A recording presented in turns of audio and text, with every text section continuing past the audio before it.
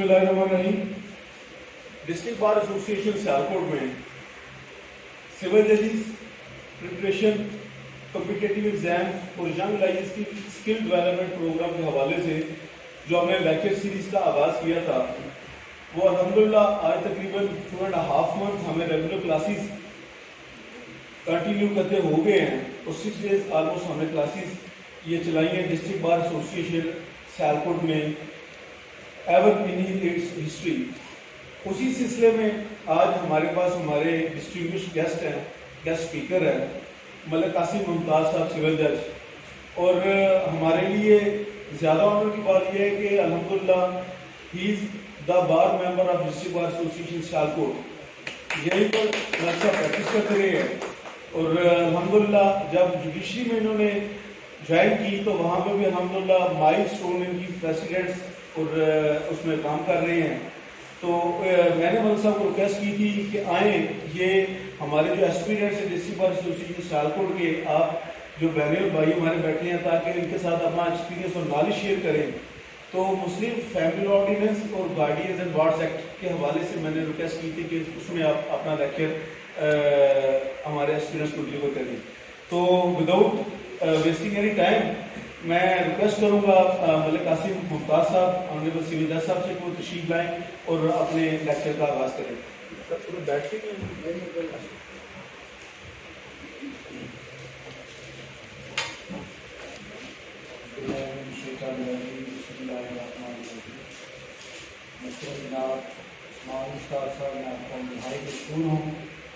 आपने मुझे ये मौका फराहम किया और मैं इस बात पे बहुत खुश हूँ कि जो एफर्ट आपने किया है, यकीनी तौर पे ये दूसरी जगहों पे नहीं हो रहा है।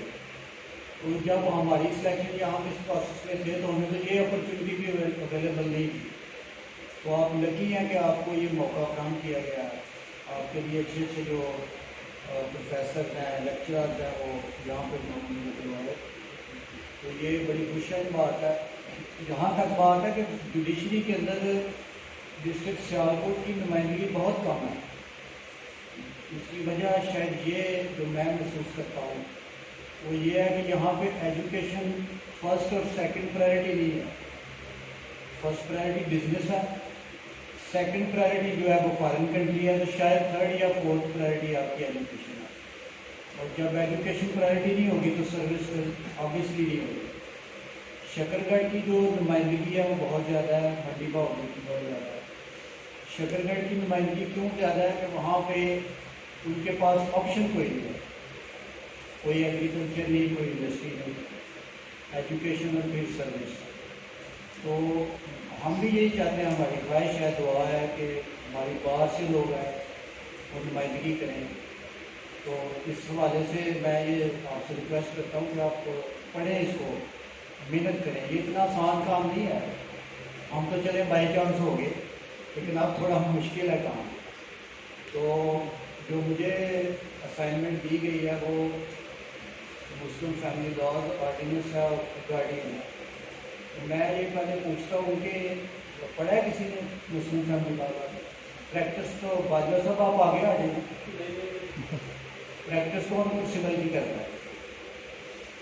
फैमिली की। तो इधर ये क्रिमिनल साइड पे भी है, आप क्रिमिनल साइड पे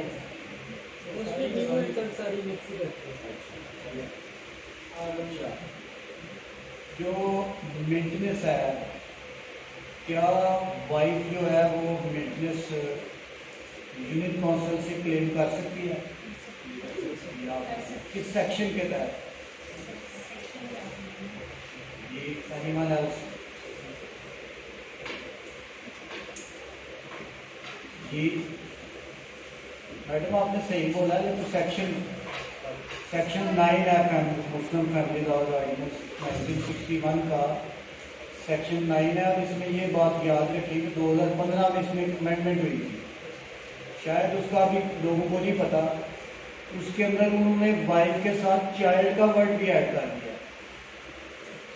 अब वाइफ के साथ साथ चाइल्ड जो है उसका भी मेंटेनेंस वहाँ पे क्लेम किया जा सकता है। और उसके अंदर जो चीज़ दी गई है कि एप्लीकेंट कौन कौन हो सकता है, मदर एंड ग्रैंड मदर। दादी को भी ये इख्तियार दे दिया कि वो भी वहाँ पे एप्लीकेशन दे सकते हैं। तो फौजदारी आप करते हैं,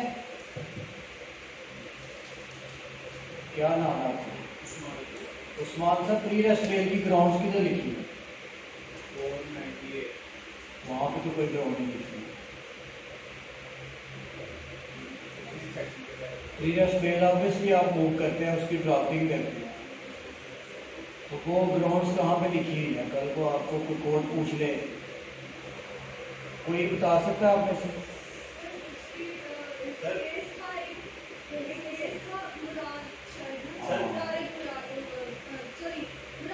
मुराद खान केस है, PND ये लिख ले, PND 1983 सुप्रीम कोर्ट पेज 82 है। अब इसमें एक गड़बड़ हो सकती है, इतना मार्जिन मुझे मिलना चाहिए, या ये साल 82 होगा और पेज 83 होगा, या साल 83 होगा पेज 82 होगा। मैंने इसको 82-83 के हवाले से मेमोरी में याद किया।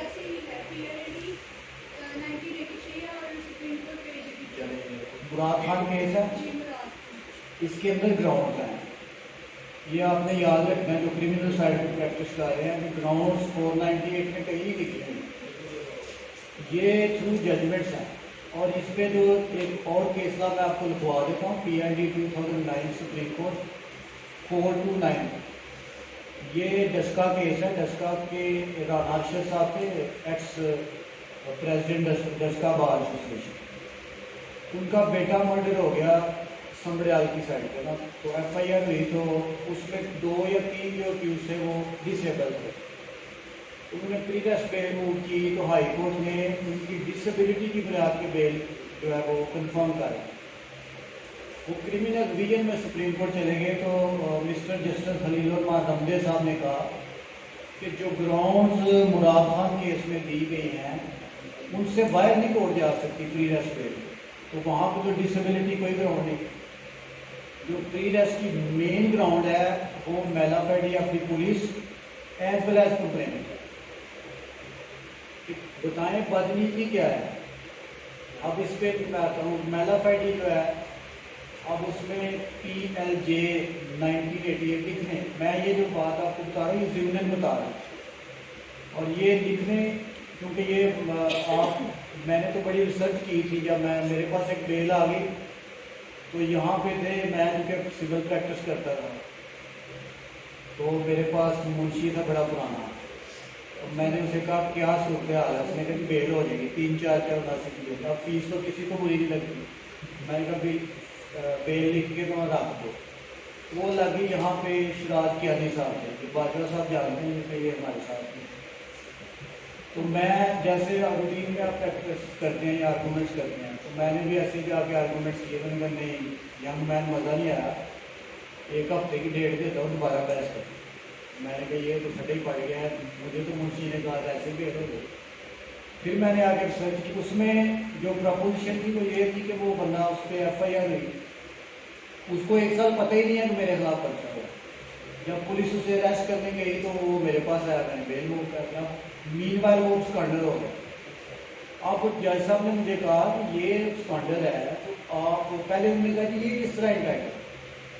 अब मैंने 2005 PCRL एक जजमेंट दी 2006 की, उसमें उन्होंने हाई कोर्ट ने कहा कि ये जो स्टीरियोटाइप स्टोरी डेवलप करते हैं ना, ये हमने नाका लगाया हुआ था, ये मशकूक हालत में आया तो हमें देख के बोतल गिरा के भाग गया, ये बकवास करते हैं, झूठी स्टोरी है। उन्होंने कहा कि ये 6 बंदे थे, वो 1 बंदा था, इनकी यूनिफॉर्म उतार के जूते मार के निकाल दो, ये वर्ड्स हैं उसके। नेक्स्ट डेट में मैंने ये 2 साइटेशन दी, उन्होंने कहा जी बिल्कुल ठीक हो गया। अब ये स्कैंडल है, किस तरह इंटाइटल है प्री रेस्ट में, 1 हफ्ते की डेट है दोबारा। मैं फिर 1 हफ्ते बाद मैं 85 सुप्रीम कोर्ट ले गया कि बात कमज़ोर दिल लोग जो हैं वो पुलिस की मार की डर से ना भाग जाते हैं, तो जो स्कैंडल है वो कोई ग्राउंड नहीं है। आर्गूमेंट्स की उन्होंने कहा ये भी ठीक हो गया, अब मेलाफेडी करता है, फिर 1 हफ्ते की। अच्छा, फिर मैंने PLJ 1988 क्रिमिनल केसेस लाहौर 362, देखिए मुझे वो जजमेंट्स कब की याद है, मेरा ख्याल है 2008 या 9 की बात। PLJ 1988 criminal cases Lahore page 362।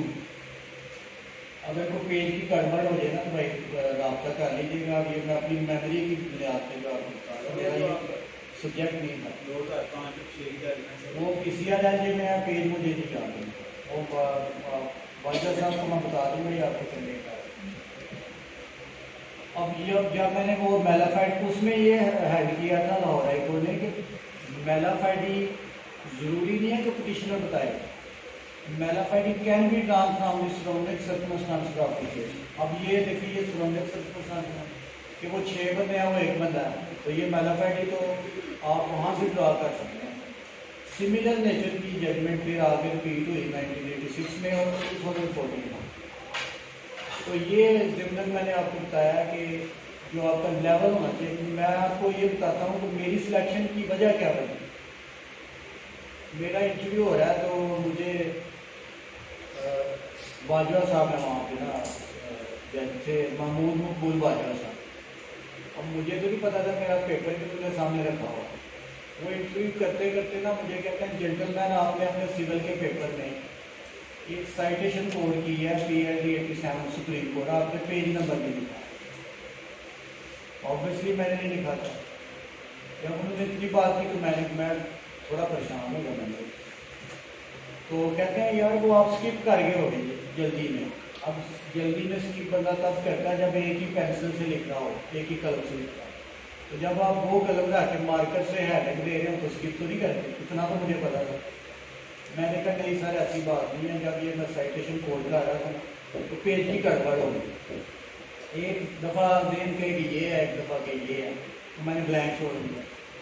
उन्होंने समझा कि ऐसे ही ब्लंडर मारा। अब कुदरती बात है वही जजमेंट मैं इंटरव्यू से 2 दिन पहले एक कोर्ट में उसको मैंने पेश किया। उसका पेज नंबर मुझे याद था, रेलिवेंट पेज भी याद। तो कहते हैं आप बता दें। मैंने कहा जी पेज नंबर है 304, रेलिवेंट पेज है 332 और प्रिंसिपल ये लेट डाउन किया गया। That was turning point. ये मैं आपको रियल बता रहा हूँ और वो मुझमें कोई ऐसी बड़ी बात नहीं कि मैं थ्रू और सेकेंड विनर, कोई अकेडमी नहीं, कोई ऐसी आउटस्टैंडिंग नहीं है।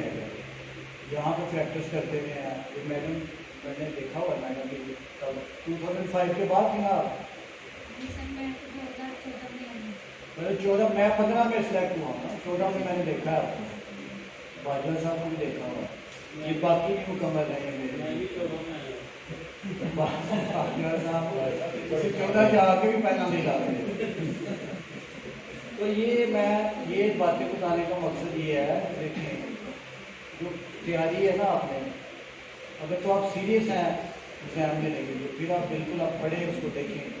और डेली आपकी स्टडी कितनी है, कितनी स्टडी करते हैं रोज आप बताएं? मैं 2-3 घंटे पढ़ता हूँ डेली।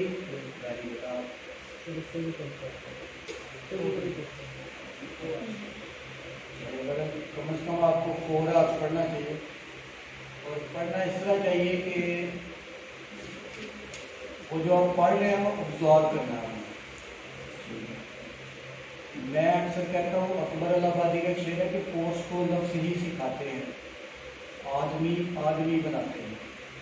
अगर ये देखिए ये किताब आपके पास नहीं है, सबके पास ये किताब है, मेरे पास तो दूसरी किताब नहीं है, वो आप घर भी बैठ के पढ़ सकते हैं। अगर किताब से सब कुछ मिल जाता है तो उस्ताद की ज़रूरत ना होती, स्कूल की ज़रूरत ना होती। मुझे इस निज़ाम तलीम पे जो सबसे बड़ा मेरा ऑब्जेक्शन है वो ये है कि हमें कागज़ के टुकड़े दिए जा रहे हैं। एक बंदा उसकी फर्स्ट डिवीजन है। मेरे पास मैं गुजरात में था तो मेरे पास एक अक्यूज पेश हुआ। वो कहता है कि मुझे डेट दे दें। मैं क्यों, क्या मसला है? कहता है कि मैंने यूनिवर्सिटी जाना है, यूनिवर्सिटी ऑफ गुजरात। मैंने कहा वहाँ क्या मसला है? कहता है कि मैं PhD कर रहा हूँ उर्दू में। मैंने कहा ठीक है, गालिब का ये शेर है, इसकी तशरीह करो और जाओ, जो उनसी डेट कहोगे वो दे दो। कहता है जी बताएं। मैंने कहा वो गालिब ने कहा था कि पेशे बगैर मर न सका कोहकर असद सरगश्ता खुमारो रसूमों को यूँ था। मैंने उधर बैठ जाओ, जब समझ आ जाएगी ना आगे बता रहे। अच्छा वो आधा घंटा वहाँ बैठा था, तो आधे घंटे बाद कहता है मुझे माफ़ी दें, मैं इधर ही बैठा हूँ, तारीफ भी नहीं चाहिए। और देखें वो पीएचडी कर रहा है, पीएचडी इन उर्दू, और पीएचडी का मतलब है बाल की खाल उतारना। अंदाजा कर रहे हैं आप, ये हमारा निज़ाम तब्दीली है। आप में से सब ने ग्रेजुएशन की है, ग्रेजुएशन की जो पहली पोएम है वो कौन सी है पोइट्री के सेक्शन? इंग्लिश में हाँ, लगी इसका क्या सेंट्रल आइडिया क्या है? सर विलियम डेविस ने लिखी है। सेंट्रल आइडिया सेंट्रल आइडिया यही है कि वो कहता है कि हम जो है ना वो माता परस्ती में गिरे हुए हैं, हमारे पास इतना टाइम नहीं है कि जो नेचर ने हमारे लिए जो खूबसूरत मनाजर पैदा किए हैं कि हम वहाँ उनको देखें, एंजॉय करें, अपने माइंड को रिलैक्स करें, अपनी बॉडी को रिलैक्स करें, 24 घंटे काम करें। ये है, ये मैसेज है। अब हमें पढ़ाते थे प्रोफेसर खालिद मुगल साहब, तो वो एक लाइन बड़ी खूबसूरत बोलते थे कि the modern man has no time to stand and stare for looking the beauties of nature. आप देखें हम सब इस सोसाइटी का हिस्सा है, हम कितना नेचर को फॉलो करते हैं, कितना पढ़ते हैं नेचर, नेचर को, फितरत को पढ़ना सीखें। मतलब ये है कि मैं आपको कह रहा हूँ कि अपना विजन ब्रॉड करो, सिर्फ किताब कुछ नहीं है। ये जो कोर्स की किताबें हैं वो तो सिर्फ इम्तिहान पास करने के लिए, जो आपको दूसरी किताबें हैं उनसे चीज़ें मिलती हैं, वो भी पढ़ा करे, न्यूज़पेपर पढ़े। वरना ये बातें तो होती रहेंगी। अभी हम चलते हैं अपने लेक्चर की तरफ। अच्छा जी, ये प्रीएम्बल, ये जो लॉ है फैमिली लॉ का 1961, ये क्यों बनाया गया है, कोई बता सकता है वजह क्या थी? सर एक तो सरकार की जो रजिस्ट्रेशन थी वो नहीं होती, इस वजह से बनाया गया। ये एक कमीशन था, उस कमीशन ने रिकमेंडेशन दी थी क्योंकि देखें इस्लामिक लॉ में कहीं नहीं है कि निकाह रजिस्टर्ड होगा, तलाक इन राइटिंग होगी, ये नहीं है। लेकिन सोसाइटी चेंज वक्त के साथ साथ हो रही है। आप देखें लोग जो तहरीरी चीज़ें हैं उनसे भी मुतारफ हो जाते हैं, और फिर ये ज़रूरत आहिस्ता आहिस्ता महसूस हुई कि हमें एक ऐसा लॉ बनाना चाहिए कि जिसके तहत मैरिजेस को, डाइवोर्स के मैटर्स को रेगुलराइज किया जाए। ये इसकी रीज़न थी, और इस वजह से जो है वो ये लॉ जो है बनाया गया, रिकमेंडेशन की कमीशन। अब इस लॉ के अंदर एक सेक्शन है, उसमें लिखा हुआ है कि ये जो ऑर्डिनेंस है ये ओवरराइड करेगा अदर लॉज को। सेक्शन है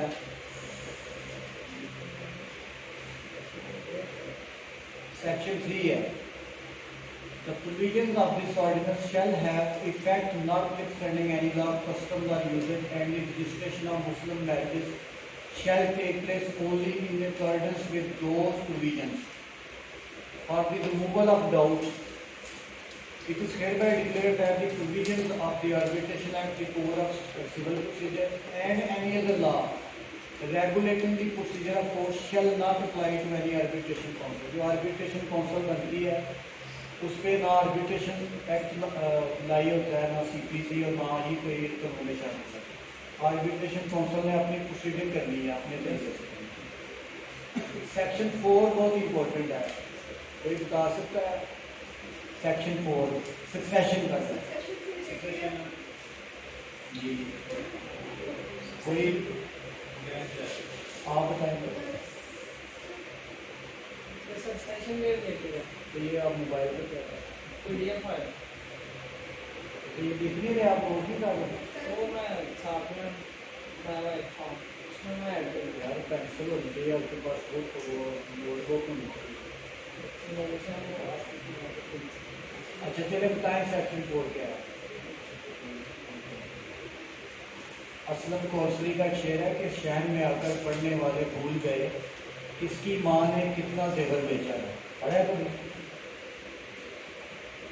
क्यों भाई? शहर में आकर पढ़ने वाले भूल गए इसकी माँ ने कितना जेवर बेचा था। बताए सेक्शन 4, कोई एक बंदे बता देगा। इसमें ना प्री-डिसीज्ड सन या जो वो है डॉटर, अगर वो फोन हो जाती है तो उसके आगे जो बच्चे हैं इनके रिलेशन वो पोता या पोती को उनके राइट्स को सिक्योर किया गया। उनमें ये कहा गया कि उनको एज फर्स्ट राइट्स उनको शेयर करना दिया जाए। क्या जो इस्लामिक इनहेरिटेंस है उसमें ये है? नहीं सर, उसमें तो क्या ये अगेंस्ट इस्लामिक जो प्रिंसिपल है उसके अगेंस्ट नहीं है, कॉन्स्टिट्यूशन के अगेंस्ट नहीं है? कॉन्स्टिट्यूशन का जो आर्टिकल 2 है वो कहता है कि कोई भी कानून जो है वो जो है इस्लाम और उसके प्रिंसिपल के खिलाफ नहीं जाएगा। तो फिर ये सेक्शन इस पे इसी वजह से फेडरल शरीयत कोर्ट ने इसको अन इस्लामिक डिक्लेयर किया हुआ है। किसी के नॉलेज में है? हाँ 2000 लिख लेंगे, जजमेंट लिख लेंगे, क्योंकि पेपर में वो इसी तरह की चीज़ें डालते हैं कंपोजिशन में। 2000 फेडरल शरीयत कोर्ट पेज 1 है, 2000 FSC पेज 1। इसके तहत ना फेडरल शरीयत कोर्ट ने ये कहा कि ये अन इस्लामिक है, लेकिन इसके खिलाफ सुप्रीम कोर्ट में अपील फाइल हुई है, सुप्रीम कोर्ट ने उसको स्टे कर दिया।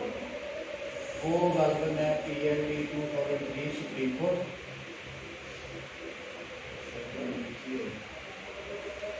PLD 2003 supreme court 475। इसके ऊपर सुप्रीम कोर्ट ने केस लॉ के तहत वो है वो उसको स्टे कर दिया। इस वजह से अभी तक ये ऑपरेशनल है। और इसमें ये होता है कि एक बंदा जब मतलब समझे कि फादर है तो उसके फौत होने पे उसकी जो है इनहेरिटेंस ओपन होनी है। तो अगर उसकी ज़िंदगी का उसका PLD 2003 सुप्रीम कोर्ट 475, अगर बालिग की ज़िंदगी में बेटा फौत हो जाता है तो इनहेरिटेंस ओपन नहीं होती। तो जब बालिग फौत होगा तो उस बेटे के जो बेटे या बेटियां होंगे ऐसे ही उनको शेयर मिलेगा जैसे वो जिंदा है, ऐसे ही। तो ये अच्छा ये बताएं कि इनहेरिटेंस का ओपन होती है। ये ज़िम्मन मुझे जो चीज़ याद आ थी कि मैं आपको मिलेगा। अगर एक बंदा मर गया उसका विरासत का इंतकाल नहीं हुआ तो क्या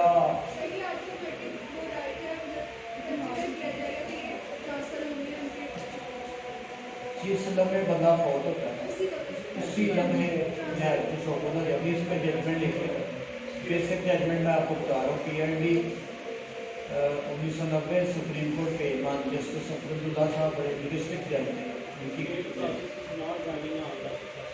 जी वो फिजिकल पर्पज के लिए। PLD 1990 सुप्रीम कोर्ट पेज 1,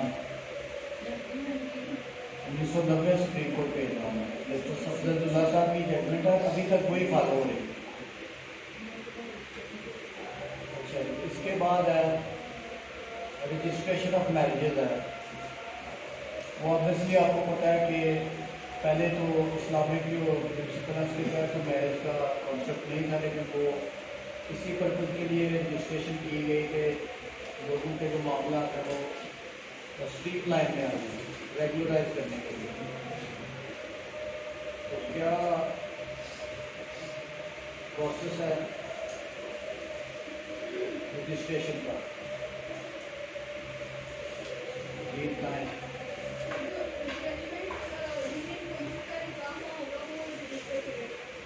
वो रजिस्टर करेगा और अगर वो नहीं करता तो उसकी पनिशमेंट है। ठीक है, उसको पनिशमेंट है लगभग 1 माह या 5000 उसका फाइन। इसके अलावा ये है कि उसमें उन्होंने किया कि एक सेक्शन ऐड किया है, शायद वो 6 में किया है 2A, ये 15 में अमेंडमेंट हुई। एक चीज़ ये याद रखें कि जब आपने पढ़ना है ना एक्ट या कोऑर्डिनेंस पढ़ना है तो उसको ऑनलाइन पढ़ें। पंजाब जो लॉज है ना ऑनलाइन लॉज, वहाँ पे लेटेस्ट जो अमेंडमेंट है वो ऐड कर दें। बात कर ये बुक्स जो आती हैं उसमें वो अमेंडमेंट्स उन्होंने ऐड नहीं किए। उसके तहत उन्होंने ये लिखा था कि निकाह रजिस्ट्रार या निकाह वहाँ के लिए ज़रूरी है कि वो सारे कॉलम उसके फिलअप करे। अगर वो कोई कॉलम ब्लैंक छोड़ देता है तो ये भी उसका जो है उसको पनिशमेंट होगी, उसकी सज़ा है और फाइन है। वो उसको चेक कर लेना। हाँ 1 मंथ प्लस 25,000 जी।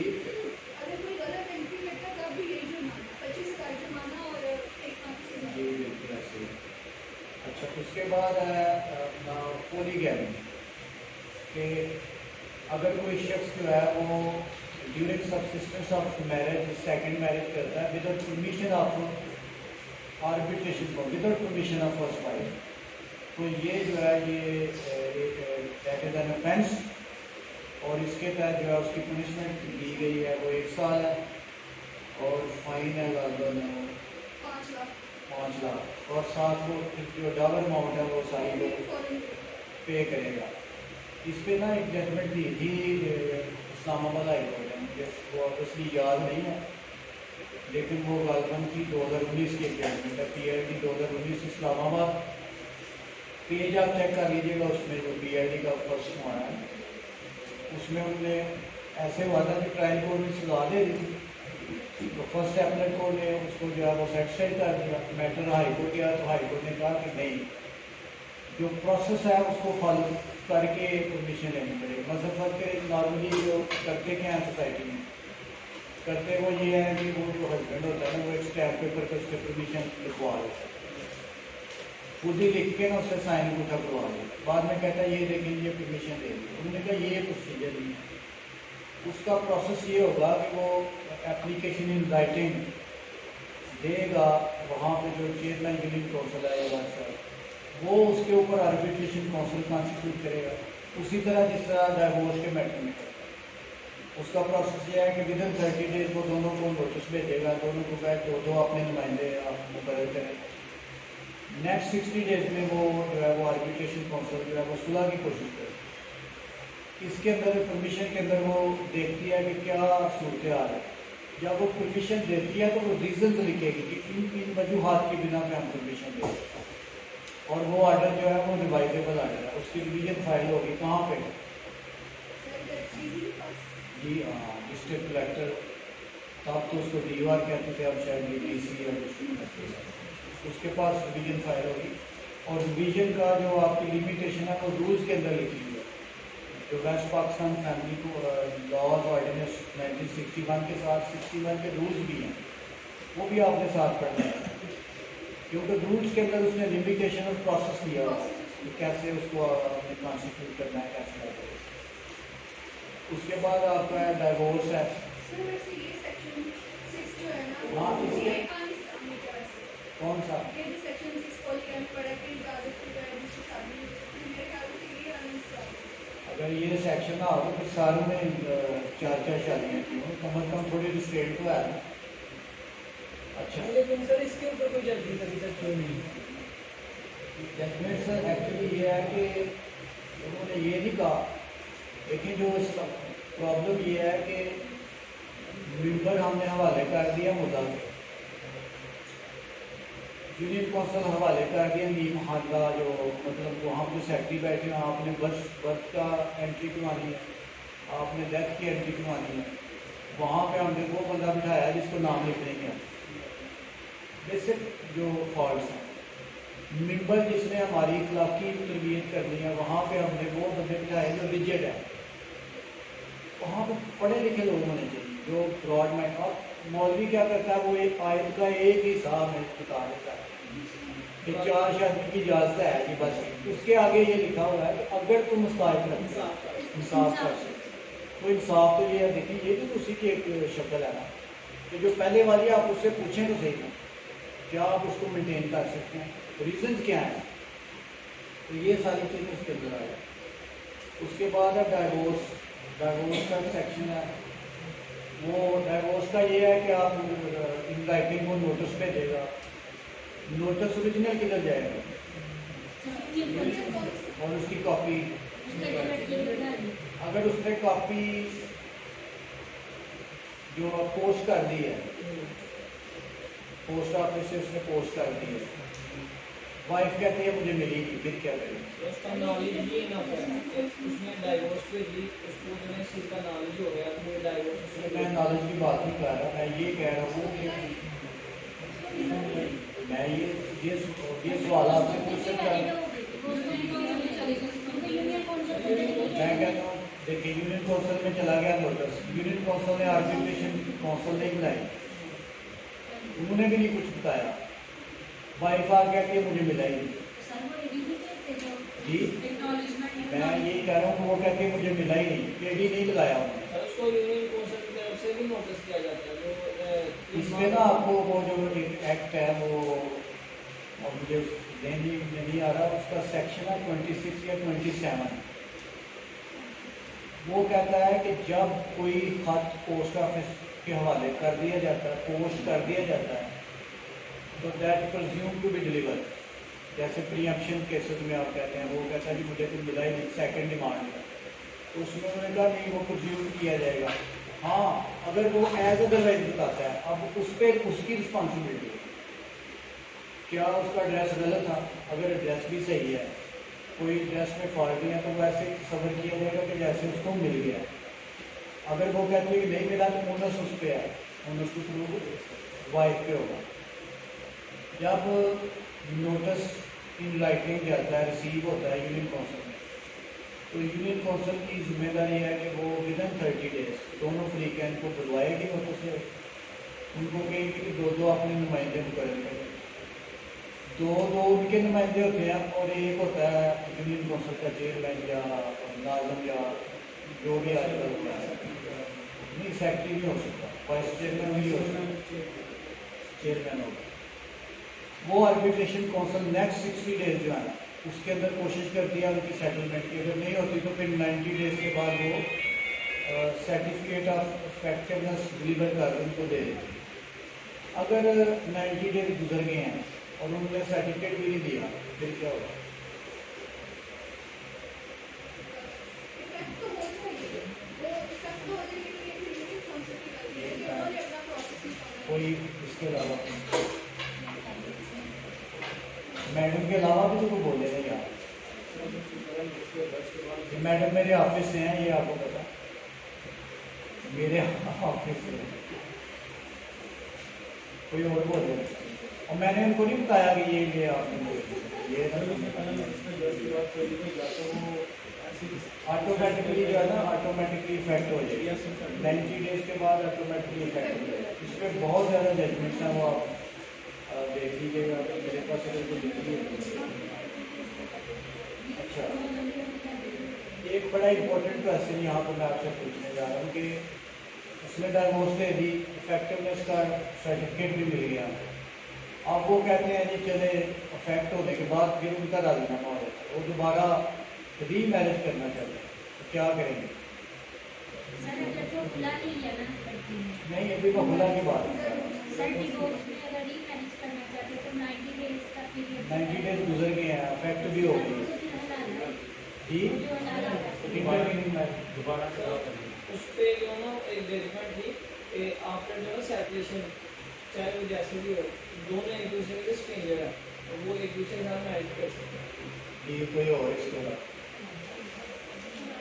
आपके इसी सेक्शन में एक सब सेक्शन है, किसी के पास है वो मैडम? वो सेक्शन है ना 7 सब सेक्शन 6 पढ़ेगा। Nothing shall debar a wife whose marriage has been terminated by talaq effective under this section from remarrying the same husband without an intervening marriage with a third person unless such termination is for the third time so effective. बिल्कुल, ये section clear कर देता है। वो जो third time है, इस पर दो जो मकतबा फिक्र है, जो अहले सुन्नत वाले हैं वो कहते हैं नहीं, जब इफेक्ट हो गई तो फिर इंटरवेनिंग मैरिज करेंगे। जो अहले हदीस वाले हैं वो कहते हैं नहीं, 3 टाइम्स का मतलब ये है कि डिवोर्स दी इफेक्ट हो गई, दैट इज 1 टाइम, दोबारा विदाउट इंटरवेनिंग मैरिज वो मैरिज कर सकते हैं। दोबारा कुछ अर्से के बाद उसने डिवोर्स की, इफेक्ट हो गई, दैट इज सेकेंड टाइम। दोबारा तीसरी दफ़ा जब वो डिवोर्स करता है, इफेक्ट हो जाती है, फिर इंटरवेनिंग मैरिज के बगैर नहीं कर सकता। उसकी ये सेक्शन ये बात करता है। इस पर जो है ना आपको PND का एक जनरल सेक्शन होता है, PND कोई पढ़ता है आपने? क्या देखें आप में से फ्रंट लाइन वाले PND कोई इस्तेमाल नहीं पढ़ती, आप ही नहीं पढ़ते? किस ऑफिस में आप? मैं मलिक मुश्ताक हूँ। मलिक मुश्ताक साहब, वो जो है मौसम के बारे में आप चौधरी शेख अच्छा शेर साहब, आप अफजल शेख साहब, मैं मलिक शहबाज साहब। मलिक साहब के कैमरे तो हमें पढ़ना चाहिए यार। कोई हो रहा देखें पिछले शुमारा लाजमी पढ़ने आपने, इससे ये होगा कि आपका देखें इंटरप्रिटेशन जो है वो आपको वहाँ से मिलेगी, उससे आपको पता चलेगा कि कौन कौन से बेस से जो है इसकी इंटरप्रिटेशन हायर कोर्ट का है, पीरियड कोर्स किस एंगल से उसे दे रही है। और जब तक आपको लेटेस्ट डेवलपमेंट का नहीं पता होगा, सियालकोट का एक केस है गुलशन हबीब केस, किसी को पता है उसका? राना रसूलुल्लाह साहब उसमें वकील थे सुप्रीम कोर्ट में, कोई बता सकता है? सर वो नाबालिग से ये स्पेसिफिक परफॉर्मेंस आपको पढ़ाया किसी ने? उन्होंने ये नहीं बताया। यूनिलेटरल एग्रीमेंट क्या एग्रीमेंट कंसिडर होगा, एक जो है देखिए ये ए और बी का एग्रीमेंट है, ए ने जो है फरोख्त की है, इसने खरीदी है, ये जो है इसके सिग्नेचर है, साइन बुक है, इसके नहीं है, ये एग्रीमेंट को डिनाई कर रहा है, ये मानता है एग्रीमेंट को और ये डिनाई करता नहीं एग्रीमेंट है। क्या होगा, क्या इसको कोर्ट भी की पास करेगी? यस सर, एक्सेप्ट होना चाहिए तो बताया या कैसे? इसके साइन नहीं कोर्ट एडमिट कर रहा है तुम्हारा नहीं भाई, जो इनकार कर रहा है ना, जो एग्रीमेंट को नहीं मान रहा, इसके साइन नहीं, उसके साइन नहीं है। जो खुद एडमिट कर रहा है तो साइन की जरूरत ही नहीं है। पहले ये है कि जो फ्रॉड कर रहा है उसकी जरूरी है। मैं आपको केस ना बता देता हूँ, ये पढ़ लेना। ये 2010 SCMR पेज है 334।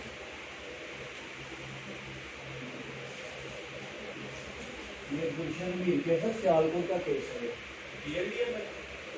यार। 2010 SCMR 334 है। इसमें ये था कि नीचे से दावा डिग्री होता गया, जब सुप्रीम कोर्ट गया तो सुप्रीम कोर्ट ने कह दिया कि चूंकि एक फ्री के साइन नहीं है तो ये जो यूनिलेटरल एग्रीमेंट है तो लिहाजा unilateral agreement is no agreement. अब 2010 से लेके इस केस लॉ की वजह से 2010 से लेके 2017 तक लोगों के गले कटते रहे, फारग जहाँ पे किसी एक के नहीं साइन, फारग 2017 में आके फिर सुप्रीम कोर्ट ने कहा कि नहीं ऐसे नहीं है। जो बंदा एग्रीमेंट को मान रहा है, जो एक्सेप्ट कर रहा है कि एग्रीमेंट है, अगर उसके साइन नहीं है तो इसमें तो कोई मसला नहीं, वो तो एग्रीमेंट मान रहा है। जो एग्रीमेंट को रिफ्यूज कर रहा है, जो कहता है नहीं एग्रीमेंट उसके साइन है, तो फिर तो चल सकता है। अब ये कॉमन सेंस में जो है नेशनल बात है, बताएं जी। अब वो वाला प्रिंसिपल सही था कि ये वाला? तो अगर आपको बतौर वकील आपको ना गुलशन मीर केस का पता है, ना 2017 वाले जजमेंट का पता है, तो आप मुझे बताएं जब आपके पास कोई तकमील वादा का केस ले जाएगा कैसे ड्रॉप करेंगे? या आप कंप्यूटर वाले को देंगे तो उसको कहेंगे दावा भी लिख दो तो जवाब दोगे। जहाँ पर फैसल था वो फैसला बन। मैं जब उसके पास जाता था ना प्लीडिंग करवाने, वो कहता टाइम नहीं है मेरे पास। मैं क्यों, क्या हुआ? एक वकील साहब मुझे 5,000 देंगे, साथ में कागज देंगे, सारी फाइल बना लेंगे। अब वो सारी फाइल जब बनी होगी तो जब आप आर्गूमेंट्स करने जाएंगे, मैं बतौर जज मैं फील करता हूँ, मैं जफरबाद में, अब मैं आपको बताता हूँ कि वो वकील साहब आते हैं, मिसल अपनी लिखवाते हैं, कहते हैं बहस शुरू कर दी है। अच्छा ठहरे, वकील साहब क्या किस पे बहस कर रहे हैं? Stay application. वकील साहब 1 साल हो गया स्टे एप्लीकेशन का फैसला में, अब आप बताएंगे क्या वो जस्टिफाइड कर रहा है अपने वो लोग ब्रीफ में? जो क्लाइंट आपके पास आता है वो आपका रिस्क है, अल्लाह की रहमत है।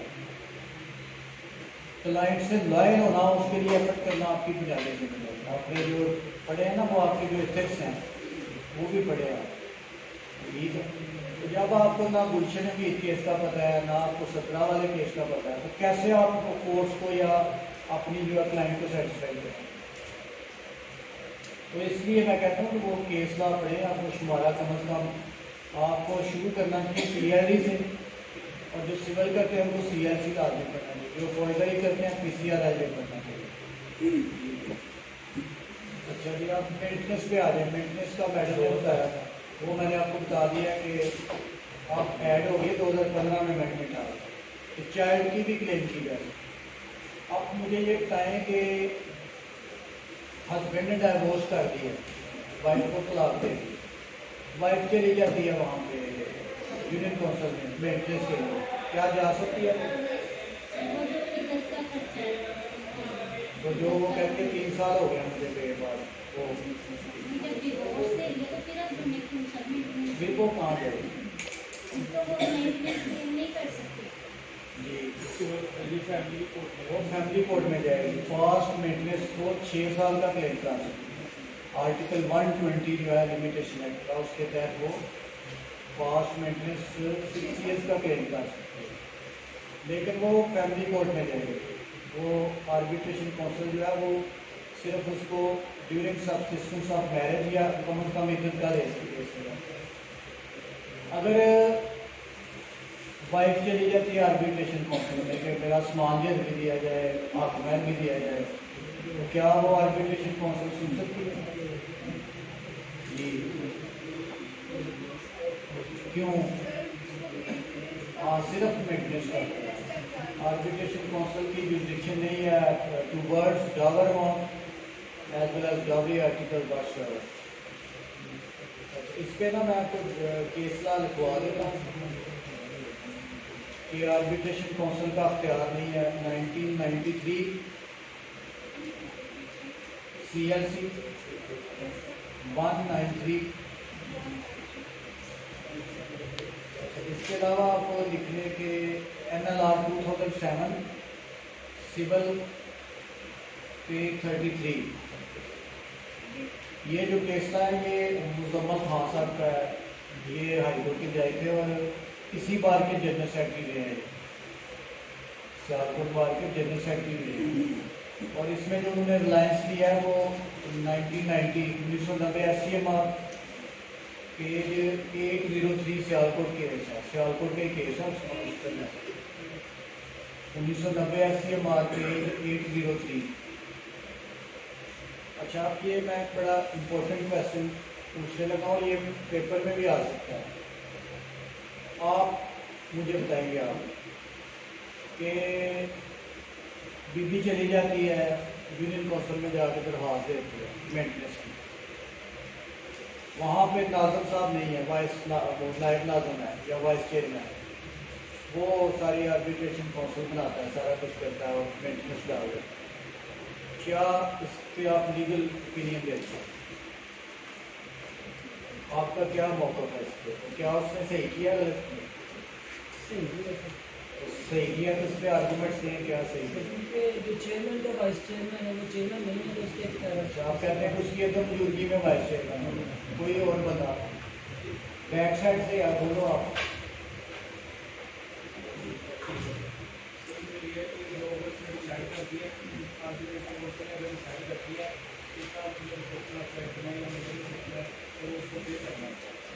मेरा क्वेश्चन ये नहीं है, मेरा क्वेश्चन ये है कि क्या वाइस चेयरमैन या नायब नाज़िम ये जो प्रोसीडिंग की है क्या वो दुरुस्त है?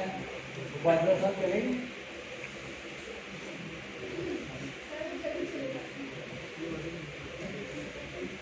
ये बताएं। कभी आपने पावर ऑफ अटॉर्नी पढ़ी क्या? पावर ऑफ अटॉर्नी फर्ज करें आपने इनको पावर ऑफ अटॉर्नी दी, ये आगे इनको पावर ऑफ अटॉर्नी दे सकते हैं सर। दे सकते हैं कैसे? क्योंकि पावर ऑफ अटॉर्नी में तो लिखा होता है कि जो अगर मुझे लिखा हो वापस नहीं है नहीं ऐसे नहीं। अगर उसके अंदर लिखा हो ये आपके जनरल अटॉर्नी है, अगर ये आपके जनरल अटॉर्नी है तो उसके अंदर लिखा हो कि ये मेरे पे आपको स्पेशल अटॉर्नी मुकर्रर कर सकते, फिर आप इनको कर सकते। तो अगर ये लिखा ही ना हो नहीं कर सकते। इस पर लॉ ये है कि delegate power can not further delegate. ये गवर्नमेंट ने PLD 1983 PLD 1983 सुप्रीम कोर्ट, मुझे पेज याद नहीं है लेकिन जज साहब का नाम बता देता हूँ, जस्टिस हलीम, ये कराची के थे जज, जस्टिस हलीम साहब के जज हैं। सर जो चेयरमैन है वाइस चेयरमैन का मकसद क्या मैं है? बताता हूँ आपको।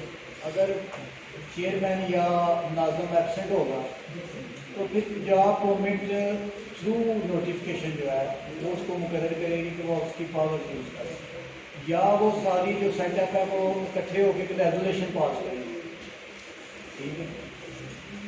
तो अदरवाइज उसकी सारी प्रोसीडिंग है वो इलीगल है। अच्छा, जो मेंटेनेंस की वो ऑर्डर करता है उसके खिलाफ क्या रेमेडी है मैडम? आप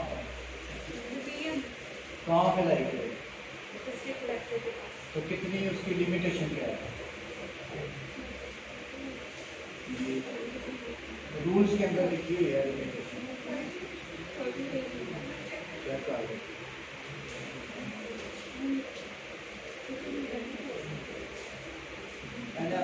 Rule 16 है, an application for the revision of a decision of an arbitration council under subsection 4 of section 6 or of a certificate under subsection 2 shall be preferred within 30 days of it.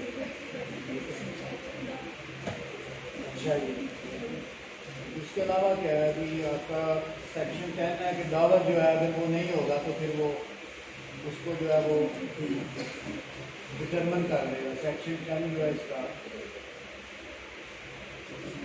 Where no details about the mode of payment of the दावत और specified in the requirement of the marriage contract, the entire amount of the दावत shall be presumed to be payable on demand. दावत की कितनी किस्में हैं?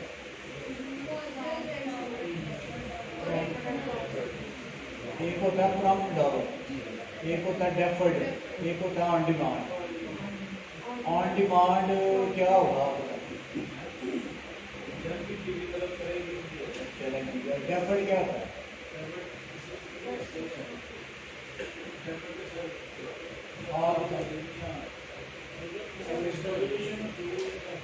जी deferred होता है, लेकिन डेफर्ड वर्ड पे फोकस करें। डेफर्ड ये होता है कि मुलतवी करना, इल्तवा में डाल देना। वो ये होता है कि वो कहते हैं कि ये डेफर्ड डावर है, अब उसका टाइम अगर दिया हुआ है तो फिर तो वो उस टाइम पे पे होगा। अगर उसमें टाइम नहीं दिया गया तो फिर दो इवेंचुअलिटीज हैं, रेजोल्यूशन और डेथ। लेकिन इसमें ना एक जजमेंट आई थी 2015 की जजमेंट, पहले थोड़ा सा सुहेल इकबाल भट्टी साहब की जजमेंट थी।